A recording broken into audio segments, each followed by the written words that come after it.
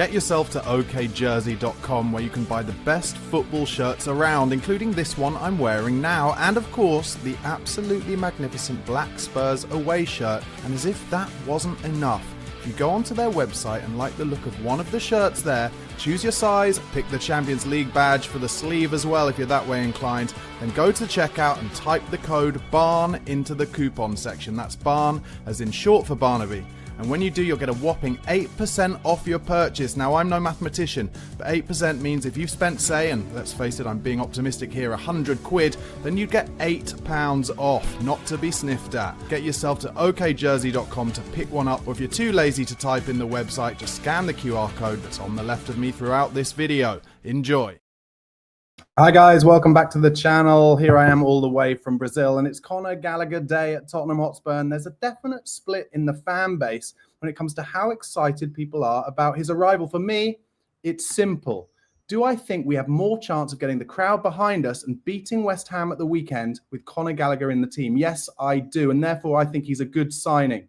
He's 25 years old, an England international, and it's a good price. No-brainer for me. Meanwhile, reports of Fabio Paratici leaving might also be because he never wanted Thomas Frank in the first place. And I'll be bringing you plenty of all the other new transfer rumours as well in today's episode of live daily Tottenham transfer news. Guys, thank you so much for watching and listening wherever you are. Please do give this video a like if you're on YouTube. Please do subscribe to the channel. I'm getting closer and closer to that 20,000 subscribers mark. Would love to get there this January if possible. It's a huge, huge number that I would absolutely love to cross. So if you want daily Tottenham transfer news, please do press subscribe to the channel. But of course, Tottenham have just literally announced 5 minutes ago that the Conor Gallagher deal is done. So I'm going to bring you some of the quotes that have come with his announcement. Let's go through this on Twitter now. Firstly, I don't know if you saw it, but Tottenham released a little video of him saying heart, desire. Gallagher's had a little haircut. Not a dissimilar style to mine, I have to say. Can that be coincidence? Who knows? But Ben Jacobs has confirmed Tottenham have signed Conor Gallagher, 5.5-year contract for €40 million. And Tottenham themselves said, we're delighted to announce the signing of Conor Gallagher from Atletico Madrid, subject to international clearance. Let's see some of the things he's said. And also some of you guys in the comments. Anthony says, it's a good sign. Would you be interested in Mason Greenwood? He's killing it for Marseille. I have to say the answer to that for me is a huge no.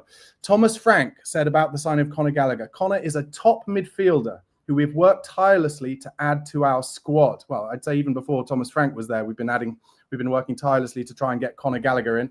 He went on to say he's still young, so has plenty of room for improvement, but also has huge experience across the Premier League, La Liga, and with the England national team. Conor has captained teams. I'll come back to this. I think this is a vitally important part.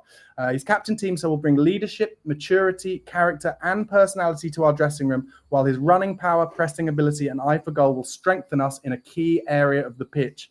I'm excited about working with him every day, and I know the fans will love what he'll bring to the team. I agree. I think the fans will love him. I think fans at Tottenham Hotspur, at White Hart Lane, are almost underappreciated in how much we love a player to put himself about and get tackles in, and really show that there's some kind of drive on the pitch. And maybe that's something that we've been lacking a little bit of. So I don't have any issue with that.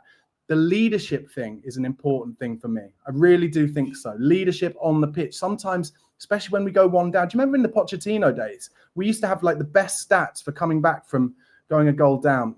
In the last few years, that hasn't been the case. And I think Gallagher can really help us with that. Sky say that it's a £34 million fee.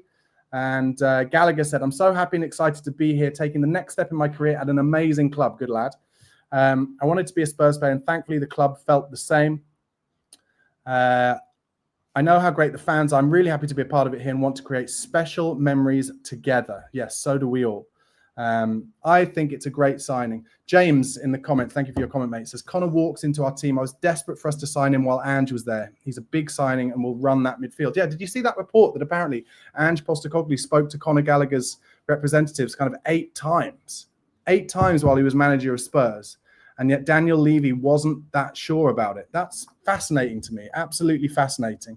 But I think it's a good one to get through pretty early in the window as well. Wednesday the 14th, we're on. And reports, of course, that Sousa from Santos in Brazil will be next. So that covers the left-back slot, which we know we've had issues with, and should allow Jed Spence to then go and challenge Pedro Porro, who frankly I think we all agree needs a rest. People are saying Pedro Porro is a poor player. He's not a poor player. He's just been played every single game for years now, absolutely years.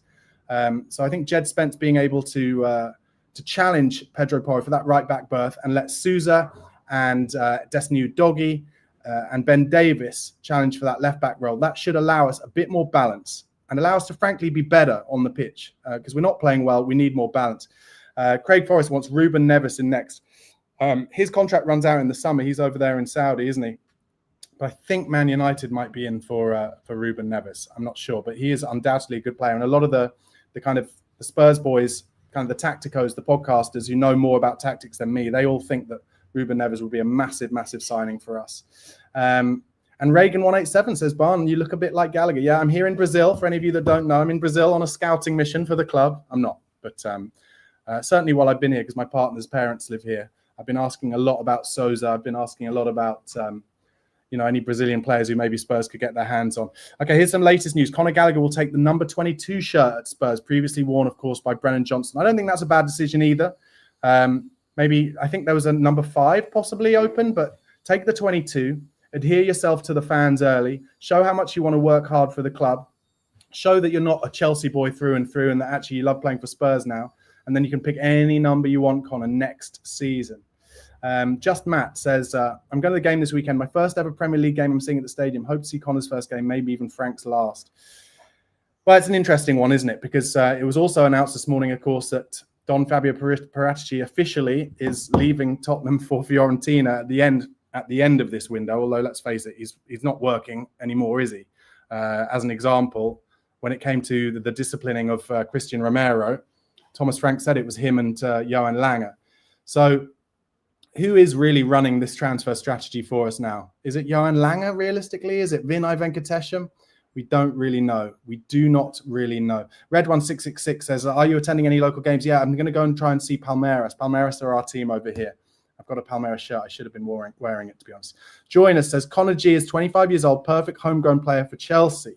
His Premier League experience, which is what we should be looking for. He's at his best age. Watch out the Hammers. I do think it's this kind of signing that could get the fans behind the players at the weekend. I really do. I think it's a good start. There are some reports from, call them the slightly less reputable ITKs, that Tottenham fans are going to be happy by the end of this window, that we're going to be bringing in some more players. Brian Maguire with a good point here, saying we should bring back Paul Mitchell as director of football. Paul Mitchell, I think I mentioned this in a video earlier this week. Paul Mitchell was the director of football when Mauricio Pochettino was here, and just before, and they had a great relationship with each other. There were some reports that maybe Paul Mitchell had upset the club with some kind of slightly dodgy dealings. But maybe Paul Mitchell's an option. Monchi isn't at Aston Villa anymore. Monchi is the one who did great work as a sporting director at Sevilla when they won about 7 or 8 titles, trophies. And I do think we need to replace. Why would you get Fabio Paratici as the director of football just 3 months ago, having kind of basically been found guilty of criminality within the game, and then you take a risk, you're Vinay Venkatesham, you say, okay, you can come back in, and then he leaves and then not replace him. They have to replace him. So it'll be interesting to see. It'll be really interesting to see if another sporting director comes in. David says, damn you and your full head of hair and sunshine. On the subject of football, Gallagher is a solid signing, in my opinion. Yes, we need more, but it's a step in the right direction.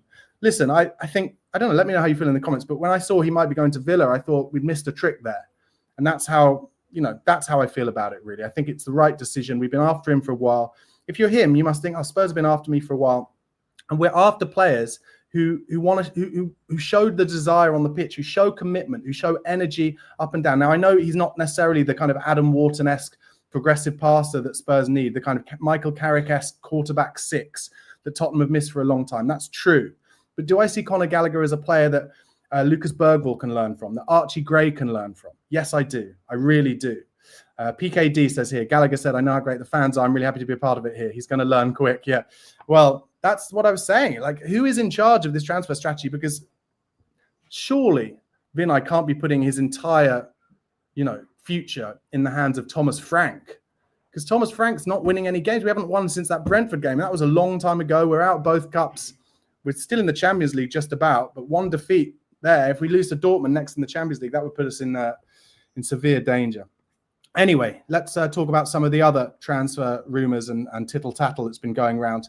Actually, before I do, let's have another quick word from our sponsor. Get yourself to okjersey.com where you can buy the best football shirts around, including this one I'm wearing now, and of course, the absolutely magnificent black Spurs away shirt. And as if that wasn't enough, if you go onto their website and like the look of one of the shirts there, choose your size, pick the Champions League badge for the sleeve as well if you're that way inclined, then go to checkout and type the code BARN into the coupon section. That's BARN as in short for Barnaby. And when you do, you'll get a whopping 8% off your purchase. Now, I'm no mathematician, but 8% means if you've spent, say, and let's face it, I'm being optimistic here, 100 quid, then you'd get £8 off, not to be sniffed at. Get yourself to okjersey.com to pick one up, or if you're too lazy to type in the website, just scan the QR code that's on the left of me throughout this video. Enjoy.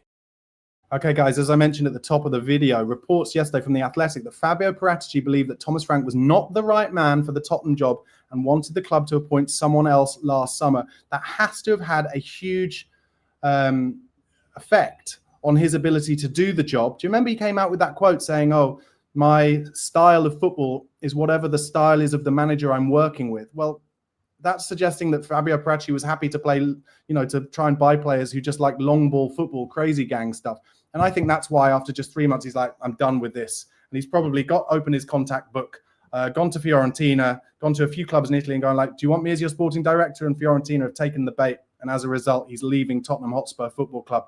How do I feel about Don Fabio Paratici leaving the club? I'm not like overly gutted about it, but like I said earlier, he needs to be replaced. I will be overly gutted about it if it's just Johan Lange.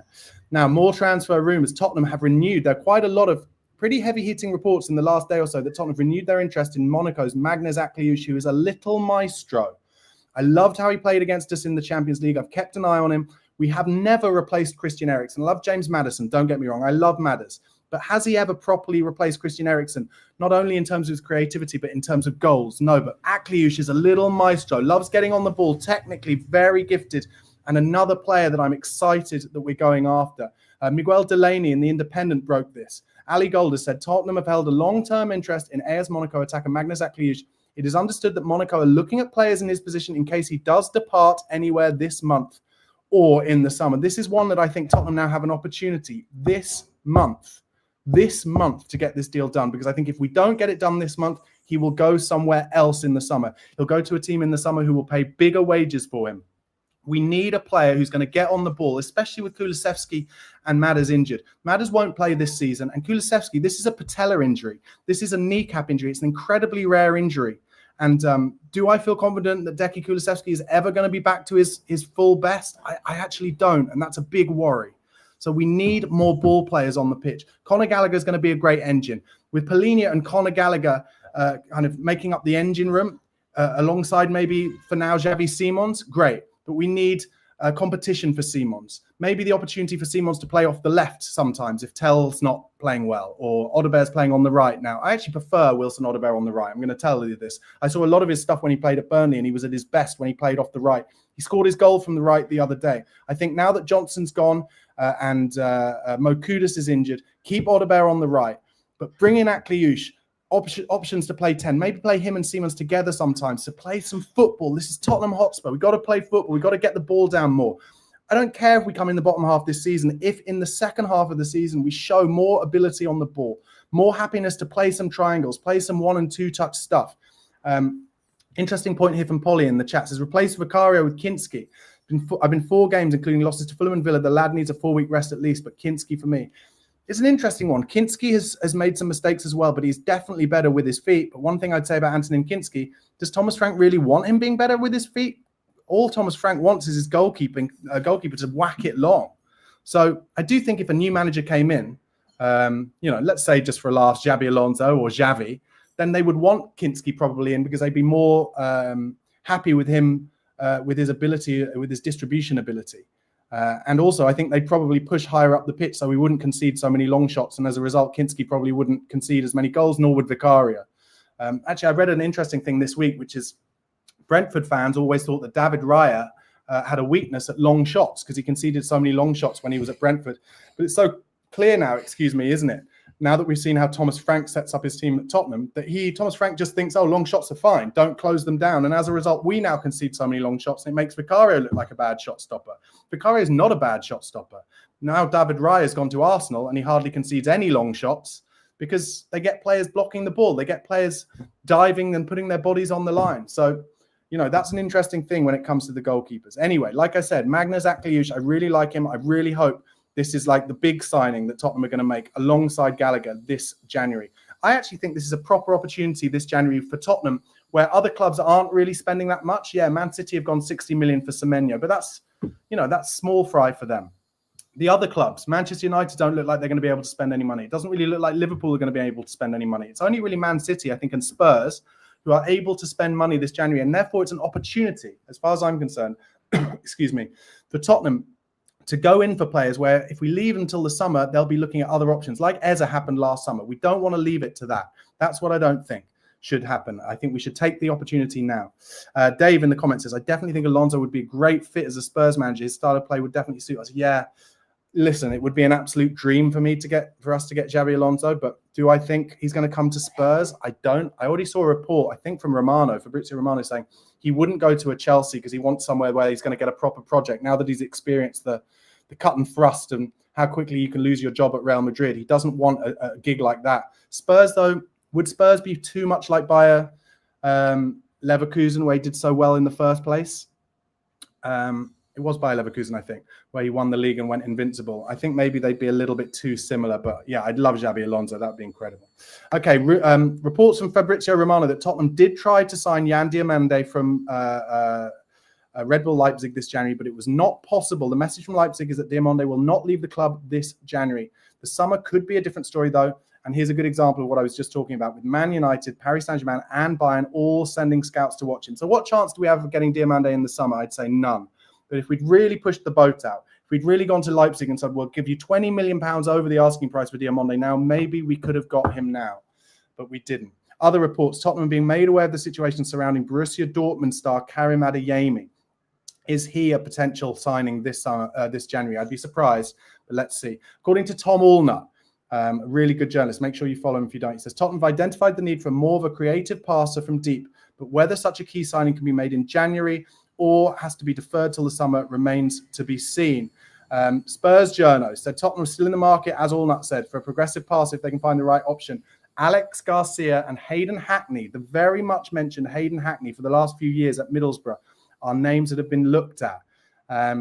Not a huge surprise, is it? Hayden Hackney, a good passer for Middlesbrough. Obviously, Morgan Rogers was over at Middlesbrough for a while, and then he made a brilliant move to Aston Villa. So is that someone to look at even more? Tottenham have joined the race to sign highly rated centre-back Thiago Gabriel from Lecce, apparently, according to rumours in Italy. Tottenham, as I said, looking to sign a new midfielder after Bentancur's injury, including Gallagher, because Maddison's injury is going to keep him out for the whole season. And Pat Matasar and Yves Bissouma have been away on international duty. Is there a world, guys? Is there a world where Yves Bissouma, for the second season in a row, gets a comeback narrative in the second half of the season? I would not put anything past it. I really wouldn't. The other news from Plettigol in Germany, highly reputable transfer sources, that Paris FC is still working on a move for Matisse Tell on loan. Their main selling point is offering him his preferred position as a striker. The core of his frustration is not only his lack of playing time, but above all the fact that he's rarely used as a number 9. Tottenham are still blocking every inquiry for now as they want to keep him. Well, I just don't think Tell can hold the ball up well enough to play as a number 9 in the Premier League yet. That doesn't mean it's going to be that way forever, but certainly not at the moment. And some more reports on Dragusin, who was offered to Leipzig last summer, apparently, which seems odd considering he was still recovering from an anterior cruciate ligament injury there. But he's now actively being offered in the winter window as well. Nothing more has happened yet. As of now, Leipzig have neither made an offer nor are negotiations taking place. So far, there have been internal discussions only about Dragusin. Obviously, there are rumours about Dragusin to Fiorentina, rumours about Dragusin to Roma. So it does look potentially like Dragusin might leave this summer. But if he does, this January, sorry. But if he does, you'd have to think we'd be getting another centre-back in as well, because we've just let Takai go on loan as well, haven't we? Let's have a look at what you guys are saying in the comments. Roji says, is someone still not going to sign any attackers? Come on, mate. Xavi Simons will not play well given time. Okay. Brian says Spurs have said no players will be going out on loan. Ukali says new goalkeeper Adeyemi left wing and right wing is good for him. A good number, and then a good number 9. And Join Us says goalkeeper. We might as well have kept Hugo Lloris, who's the best keeper we've had in the Premier League history. Yeah, but he wanted to leave. They'd had their moments. It's time for us to replenish this squad and to move on from that old group. We need to move on. We really, really do. All right, guys, listen, thank you so much for jumping on this live show with me. Please do give this video a like. If you haven't already on YouTube, do subscribe to the channel for daily Tottenham transfer news. As I said, I'm trying to get to 20,000 subscribers. I'm at like 19,200 subscribers. If you know any Tottenham fans who like daily transfer news and then outside of the transfer window, daily Tottenham Hotspur news, do send them my way. I love this little community that I've grown. Really enjoying talking to all of you guys. And of course, even though I'm over in Brazil, I will jump on a live show anytime any new big story comes and breaks with Spurs. I jumped on as soon as the Conor Gallagher story broke yesterday, and I will do so more and more. Really enjoying talking to you guys. And of course, with a new signing through the door and Sousa to come on you Spurs. Get yourself to okjersey.com where you can buy the best football shirts around, including this one I'm wearing now, and of course, the absolutely magnificent black Spurs away shirt. And as if that wasn't enough, if you go onto their website and like the look of one of the shirts there, choose your size, pick the Champions League badge for the sleeve as well if you're that way inclined, then go to checkout and type the code BARN into the coupon section. That's BARN as in short for Barnaby. And when you do, you'll get a whopping 8% off your purchase. Now, I'm no mathematician, but 8% means if you've spent, say, and let's face it, I'm being optimistic here, 100 quid, then you get £8 off, not to be sniffed at. Get yourself to okjersey.com to pick one up, or if you're too lazy to type in the website, just scan the QR code that's on the left of me throughout this video. Enjoy.